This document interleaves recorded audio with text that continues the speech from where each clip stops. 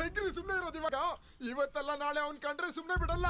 ನಿಮ್ ಕುಟುಂಬದಲ್ಲಿ ಒಬ್ರನ್ನ ಬಿಡದೆ ಎಲ್ರನ್ನೂ ಸಾಯಿಸ್ಬಿಡ್ತೀನಿ. ಇಲ್ಲಿ ನೋಡ್ರಪ್ಪ, ಆಗಿದ್ದೆಲ್ಲ ಆಗೋಯ್ತು. ಪಂಚಾಯತಿ ಏನ್ ಹೇಳುತ್ತೋ ನಾನು ಮಾಡ್ತೀನಿ. ಪಂಚಾಯತಿ ಏನೋ ಹೇಳುತ್ತೆ, ರಕ್ತಕ್ಕೆ ರಕ್ತನೇ ಕೊಡೋ ಇಲ್ಲಿ. ಈ ವಿಷಯ ಇಲ್ಲಿಗೆ ಬಿಟ್ರೆ ಒಳ್ಳೇದು. ಇಲ್ಲ ಅಂದ್ರೆ ನಿಮ್ ವಂಶನೇ ಇಲ್ದಂಗ ಆಗತ್ತೆ. ಯಾರ್ ವಂಶ ತಲೆ ತೆಗಿತೀಯ ನೀನು? ಬೇಡ ಕಣಪ್ಪ, ಬೇಡ. ಅವನ್ ಮೇಲೆ ನಿನ್ ಕೈ ಮಾಡಿದ್ರೆ ಈ ಸಮಸ್ಯೆ ಬಗೆಹರಿಯುತ್ತ? ಇಲ್ಲ ಕಣಪ್ಪ, ಸೇಡಿಗೆ ಸೇಡು, ರಕ್ತಕ್ಕೆ ರಕ್ತ ಅಂತ ಮುಂದುವರಿತಾನೆ ಇರುತ್ತೆ. ಒಂದು ಊರು ಮುಂದುವರಿಬೇಕು ಅನ್ನೋ ಶಕ್ತಿ ಈಗ ನಿನ್ ಕೈಯಲ್ಲಿದೆ.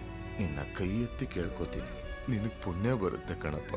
ಕತ್ತಿನ ಕೈಗೆತ್ಕೊಳ್ಳೋದ್ರಿಂದ ಯಾವ ಸಮಸ್ಯೆನೂ ಬಗೆಹರಿಯೋದಿಲ್ಲ. ಅದನ್ನ ಕೆಳಗಿಟ್ರೇನೆ ಸಮಸ್ಯೆ ಬಗೆಹರಿಯೋದು. ನನ್ನ ಮಾತನ್ನ ಕೇಳ್ತೀಯಲ್ವಾ? ಕೆಳಗಿಡಪ್ಪ.